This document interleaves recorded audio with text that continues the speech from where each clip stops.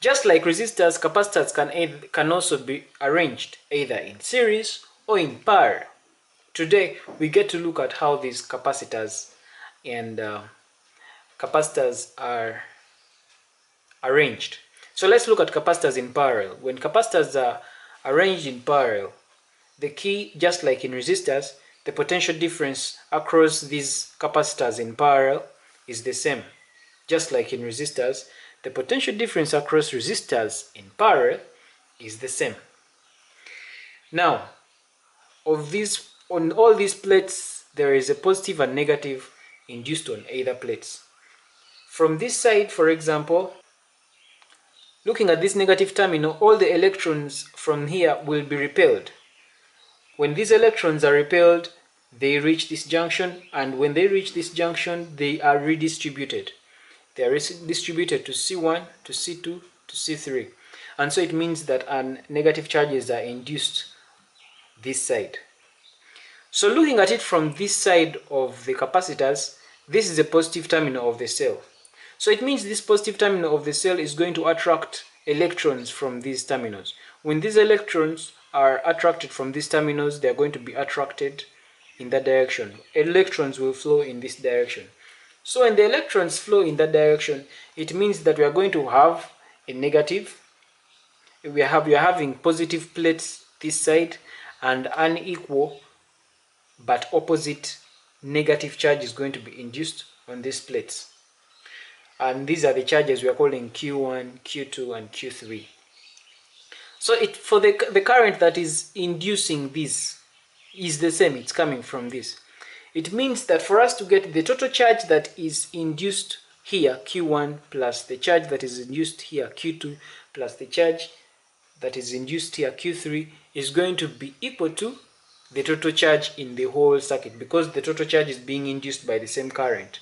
So the total charge that would have been induced by this same current that is traveling here from positive to negative is going to be equal to the charge that has been induced here by that current that has been split due to Q1, Q2, and Q3. So in essence, or in other words, the total current in the total charge in this whole circuit, capital Q, is going to be equal to Q1 plus Q2 plus Q3. But we all know that Q is going to be the capacitance of the capacitor, C times the voltage. So Q1 is going to be C1 times V, Q2 is going to be C2 times V, Q3 is going to be C3 times V. We notice that the V's are the same. Why? Because we said that because the capacitors are in parallel, their potential difference is the same. So the potential difference is the same, and so these V's will cancel out, and we'll find that we'll remain with an expression for capacitance of capacitors in parallel being C being equal to C1 plus C2 plus C3.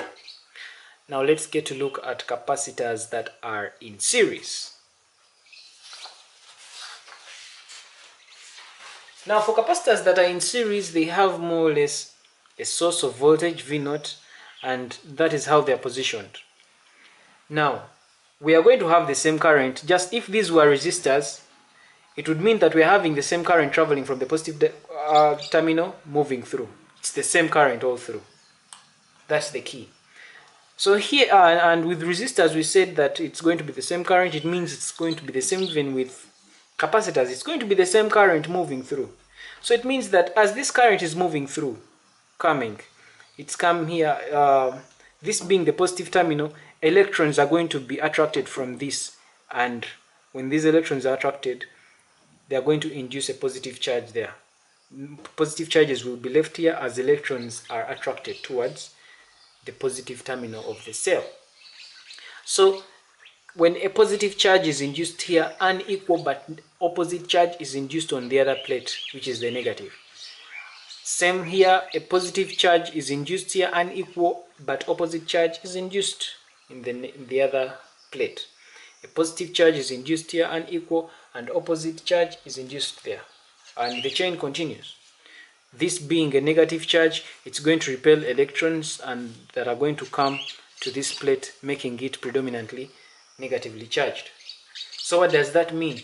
It means that the charge in this capacitor is going to, the value of that is the value of Q, is going to be equal to the charge in this capacitor, which is the same as also the charge in that capacitor, the value of Q.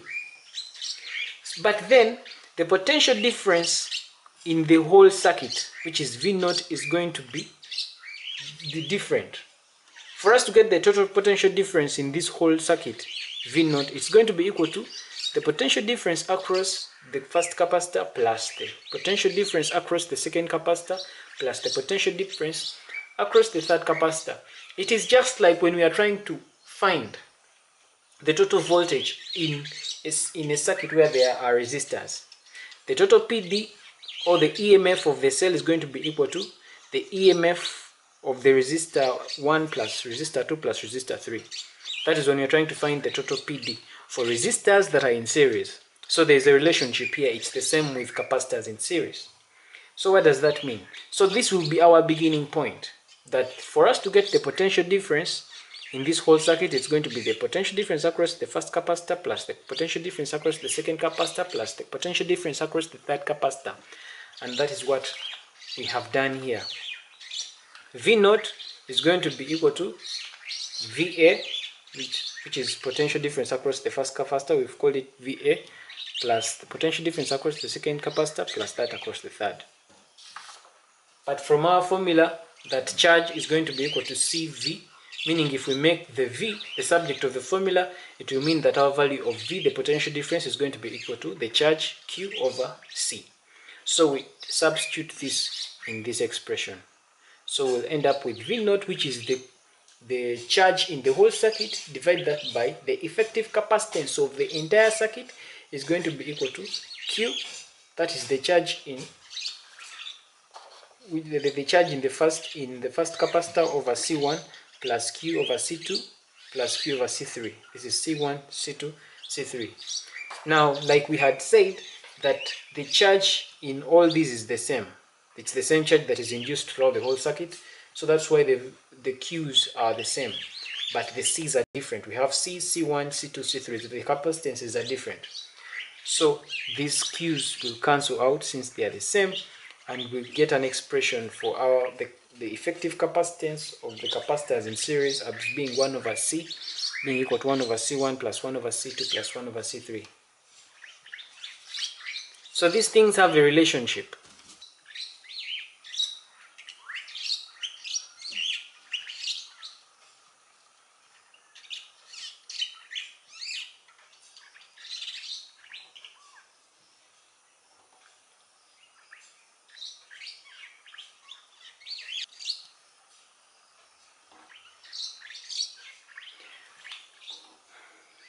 This brings us to the end of this video. Thank you for watching. For the benefit of your colleagues out there who would like to watch this tutorial, simply share. If you want more videos, I encourage you to subscribe. Otherwise, thanks for watching and hope to catch you in the next tutorial. For Kisembo Academy, this is Arnold Ranga Kuramya.